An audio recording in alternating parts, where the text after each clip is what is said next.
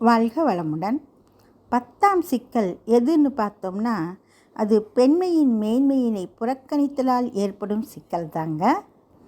பெண் வயிற்றில் உருவாகி பெண்பால் உண்டே வளர்ந்தாய், பெண்ணின் துணை கொண்டே வாழ்கின்றாய், பெண்ணின் பெருமை உணர். சும்மாவா சொன்னாருங்க. மனைவி நல வேட்பு நாள் கொண்டாடி செயலின் மூலம் பெண்மைக்கு மதிப்பளித்திட்ட அருட்தந்தை வாழ்க வளமுடன்.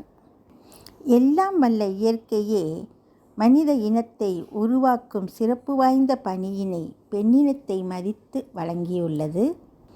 எவ்வுயிரும் தோன்றுவதற்கு ஏற்றதொரு திருவழியாய் வல்லமையாய் பெண்ணினத்தை வடிவமைத்தான் அற்புதமே. உலகிலுள்ளோர் அனைவரும் பெண்ணினத்தின் அன்பளிப்பே. வளமான சமுதாயத்திற்கு பெண்களுடைய தொண்டும் அறிவும் மிகவும் அவசியம் இல்லைங்களா? ஆணாதிக்க செயல்கள் மூலம் பெண்குலம் அவமதிப்புக்கும் ஏழ்மைக்கும் அடிமைத்தனத்திற்கும் ஆளாகியுள்ளது. இந்த அவல நிலை மாறி சுயமாக சிந்திக்க செயல்பட அறிவை விரிவாக்க பெண்ணுரிமை பாதுகாக்கப்பட வேண்டும்.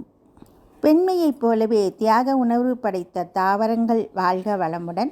அன்பு தொழிலாளர்கள் வாழ்க வளமுடன். சிறப்பு உணர்ந்த பெண்மதிப்பு சிக்கலற்ற வாழ்வு தரும். வாழ்க வளமுடன்.